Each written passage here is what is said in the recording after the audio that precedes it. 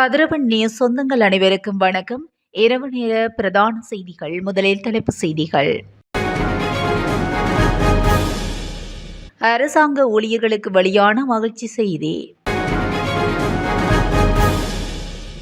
இலங்கை மக்களுக்கு விடுக்கப்பட்டுள்ள அவசர எச்சரிக்கை. நாட்டில் உள்ள பெற்றோருக்கு விடுக்கப்பட்டுள்ள முக்கிய அறிவுறுத்தல்.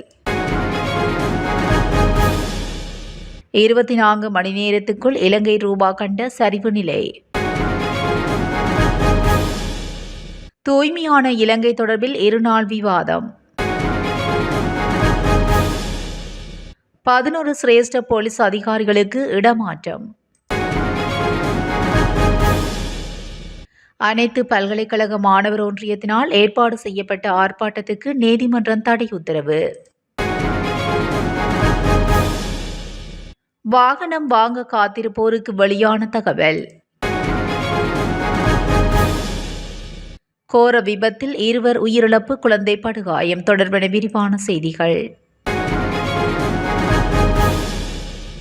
அரசு ஊழியர்களின் சம்பள முரண்பாடுகளை களைவதற்கு விரைவில் நடவடிக்கை எடுக்கப்படும் என அரசு நிர்வாக உள்ளூராட்சி மன்ற மற்றும் மாகாண சபை அமைச்சு தெரிவித்துள்ளது. அரசு சேவைகளில் நிலவி வரும் சம்பள முரண்பாடுகளை களைவதற்கான ஆரம்ப ஆய்வுப் பணிகள் ஆரம்பிக்கப்பட்டுள்ளதாக அமைச்சர் சந்தன அபேரட்ன தெரிவித்துள்ளார்.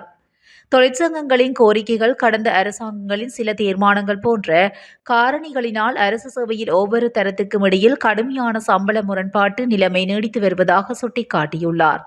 1992ஆம் ஆண்டு முதலே சில சேவைகளில் சம்பள முரண்பாடு நிலவி வருவதாக தெரிவித்துள்ளார். இவ்வாறான ஓர் பின்னணியில் அரசு ஊழியர்களுக்கு அநீதி ஏற்படாத வகையில் சம்பள முரண்பாடு களைவது சவால் மிக்கது என அமைச்சர் அபேரட்ன தெரிவித்துள்ளார். இலங்கை மக்கள் தங்களின் தனிப்பட்ட தகவல்களை வழங்குவதை தவிர்க்குமாறு தொலைத்தொடர்பு ஒழுங்குமுறை ஆணையம் கேட்டுக் கொள்ளப்பட்டுள்ளது.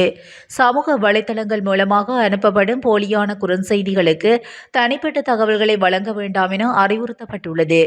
வறிய குடும்பங்களுக்கு ஜனாதிபதி 50,000 ரூபாய் நிதியுதவி வழங்கவுள்ளதாக சமூக ஊடகங்களில் போலியான குறுஞ்செய்திகள் வெளியிடப்பட்டு வருவதாக சுட்டிக்காட்டப்பட்டுள்ளது.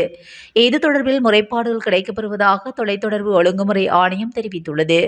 அதற்கு அமைய இது தொடர்பான குறுஞ்செய்திகளுக்கு தமது தனிப்பட்ட தகவல்களை வழங்குவதை தவிர்க்குமாறு தொலைத்தொடர்பு ஆணைக்குழுவின் பணிப்பாளர் மேனகா பத்திரன தெரிவித்துள்ளார். நாட்டில் உள்ள குழந்தைகள் தொடர்பில் பெற்றோருக்கு சுகாதாரத்துறை அதிகாரிகளினால் முக்கிய அறிவுறுத்தல் ஒன்று விடுக்கப்பட்டுள்ளது. சமீப காலமாக சுவாச நோய்களால் பாதிக்கப்பட்டவர்களின் எண்ணிக்கை அதிகரித்து வரும் நிலையிலேயே இந்த அறிவுறுத்தல் விடுக்கப்பட்டுள்ளது. இதன்போது ஆஸ்துமா மற்றும் காச நோய்களின் எண்ணிக்கை அதிகரித்துள்ளதாக சுவாச நோய் நிபுணர் வைத்தியர் தெரிவித்துள்ளார். கொழும்பில் இடம்பெற்ற ஊடகவியலாளர் சந்திப்பில் கலந்து கொண்டு கருத்து தெரிவிக்கும் போதே அவர் இதனை குறிப்பிட்டுள்ளார். இந்நிலையில் குழந்தைகளின் ஆரோக்கியம் தொடர்பில் பெற்றோருக்கு விசேட கவனம் செலுத்தப்பட வேண்டும் என சுகாதார அதிகாரிகள் குறிப்பிட்டுள்ளனர்.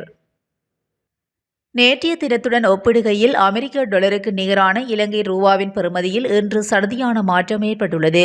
இலங்கை மத்திய வங்கி வெளியிட்டுள்ள இன்றைய நாணய மாற்று விகிதங்களின்படி நேற்றைய தினம் 291.32 ரூபாவாக இருந்த அமெரிக்க டாலரின் கொள்வனவு பெறுமதியானது இன்றைய தினம் 286.46 ரூபாவாக குறைந்துள்ளது. இது சடுதியான வீழ்ச்சியாக பதிவாகியுள்ளது. இந்நிலையில் நேற்றைய தினம் 299.92 ரூபாவாக இருந்த அமெரிக்க டாலர் ஒன்றின் விற்பனை பெறுமதியானது இன்றைய தினத்தில் 300.52 ரூபாவாக அதிகரித்துள்ளது. மேலும் ஸ்டேலிங் பவுண்ட் ஒன்றின் கொள்முதல் பெறுமதி 362.95 ரூபாவாகவும் விற்பனை பெறுமதி 376.90 ரூபாவாகவும் பதிவாகியுள்ளது. யூரோ ஒன்றின் கொள்முதல் பெறுமதி 300.33 ரூபாவாகவும் விற்பனை பெறுமதி 312.86 ரூபாவாகவும் பதிவாகியுள்ளது. கனடிய டாலர் ஒன்றின் கொள்முதல் பெறுமதி 202.02 ரூபாவாகவும் விற்பனை பெறுமதி 210.80 ரூபாவாகவும் பதிவாகியுள்ளது. ஆஸ்திரேலியா டாலர் ஒன்றின் கொள்முதல் பெறுமதி 179.81 ரூபாவாகவும் விற்பனை பெறுமதி 189.26 ரூபாவாகவும் பதிவாகியுள்ளமை குறிப்பிடத்தக்கது. இலங்கை ஜனாதிபதி அனுரகுமாரவின் தூய்மையான இலங்கை வேலை திட்டம் தொடர்பில் 2 நாட்கள் நாடாளுமன்ற விவாதம் நடத்த தீர்மானிக்கப்பட்டுள்ளது. அதன்படி ஜனவரி 21 மற்றும் 22ஆம் தேதிகளில் மேற்படி விவாதம் நடைபெறவுள்ளதாக அறிவிக்கப்பட்டுள்ளது. கிளீன் ஸ்ரீலங்கா வேலைத்திட்டம் தொடர்பில் மக்களுக்கு விளக்கமளிக்கும் வகையில் இந்த விவாதம் நடத்தப்பட உள்ளதாக பிரதமர் கலாநிதி கருணி அமரசூரிய தெரிவித்துள்ளார். 11 சிரேஷ்ட போலீஸ் அதிகாரிகளுக்கு இடமாற்றம் வழங்கப்பட்டுள்ளதாக இலங்கை போலீஸ் ஊடகப் பிரிவு தெரிவித்துள்ளது. இந்த இடமாற்றம் உடனடியாக அமலுக்கு வரும் வகையில் செயல்படுத்தப்பட்டுள்ளதாக கூறப்படுகின்றது. மேலும் தேசிய போலீஸ் ஆணைக்குழுவின் அனுமதியின் கீழ் இந்த இடமாற்றங்களை நடைமுறைப்படுத்த போலீஸ் மா அதிபர் உத்தரவிட்டுள்ளதாக போலீஸ் ஊடகப் பிரிவு தெரிவித்துள்ளது. அனைத்து பல்கலைக்கழக மாணவர் ஒன்றியத்தினால் கொழும்பில் இன்று ஏற்பாடு செய்யப்பட்டுள்ள ஆர்ப்பாட்டத்துக்கு தடை விதித்து கோட்டை பிரதான நீதவான் நீதிமன்றம் உத்தரவு ஒன்றை பிறப்பித்துள்ளது. குறித்த ஆர்ப்பாட்டம் காரணமாக போக்குவரத்து நெரிசல் ஏற்பட்டு அதனால் பொதுமக்களுக்கு இடையூறு ஏற்படக்கூடும் என காவல்துறையினர் கோட்டை பிரதான நீதவான் நீதிமன்றத்துக்கு சமர்ப்பணங்களை முன்வைத்தனர். இதனை கருத்தில் கொண்ட நீதவான் இன்று பிற்பகல் 1 மணி முதல் மாலை 6 மணி வரை ஜனாதிபதி செயலகம் மற்றும் அதனை அண்டிய பகுதிகளுக்குள் பிரவேசிப்பதற்கு அனைத்து பல்கலைக்கழக மாணவர் ஒன்றியத்தின் உறுப்பினர்களுக்கு தடை உத்தரவை பிறப்பித்துள்ளார். அனைத்து பல்கலைக்கழக மாணவர் ஒன்றியத்தின் இணைப்பாளர் மதுஷான் சந்திரஜித் உட்பட 5 பேருக்கு எதிராக இந்த தடை உத்தரவு பிறப்பிக்கப்பட்டுள்ளதாக நீதிமன்றத்துக்கான செய்தியாளர் தெரிவித்துள்ளார். வாகன இறக்குமதி செயற்பாட்டின் மூலம் நாட்டின் அந்நிய செலாவணி கையிருப்பு பாதிக்கப்படாது என்று மத்திய வங்கியின் ஆளுநர் நந்தலால் வீரசிங்க உத்தரவாதம் அளித்துள்ளார். தனியார் தொலைக்காட்சி அலைவரிசையில் ஒளிபரப்பான நிகழ்ச்சியொன்றில் கலந்து கொண்டு கருத்து வெளியிட்ட போதே அவர் மேற்கண்டவாறு தெரிவித்துள்ளார்.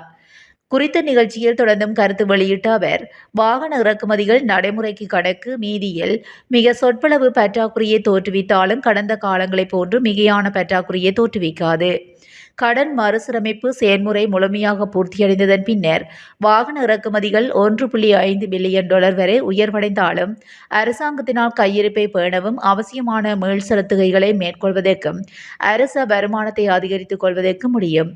பணச்சுருக்கம் மற்றும் உயர் பெறுமதி சேரி வரி என்பவற்றின் விளைவாக இறக்குமதி செய்யப்படும் வாகனங்களின் புதிய பெறுமதி உயர்வடையக்கூடும் என்று அவர் சுட்டிக்காட்டியுள்ளார்.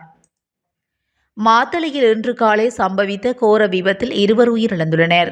பல்லேபொல மடவள வீதியில் நாரங்கமுவ பிரதேசத்தில் முச்சக்கர வண்டி விபத்துக்குள்ளானதில் அந்த அனர்த்தம் ஏற்பட்டுள்ளது. விபத்தில் சிக்கிய குழந்தை படுகாயமடைந்த நிலையில் வைத்தியசாலையில் அனுமதிக்கப்பட்டுள்ளதாக போலீசார் தெரிவித்துள்ளனர். சம்பவம் தொடர்பில் மேலதிகமாக போலீசார் விசாரணைகளை மேற்கொண்டு வருவதாக தெரிவிக்கப்பட்டுள்ளது.